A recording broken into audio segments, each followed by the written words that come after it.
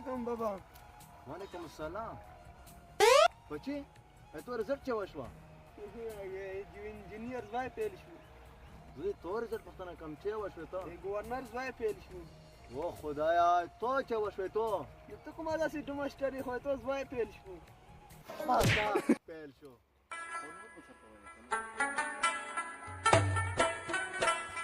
بچی چیرته؟ رزلټ مې دی بابا. بچی چیرته روان یې؟ بابا رزلټ ته روان یم. رزلټ مې دی. ها رزلټ دی؟ خو دلته یوه خبره درته کم چې پیل شوې ما ته بابا نه یې خو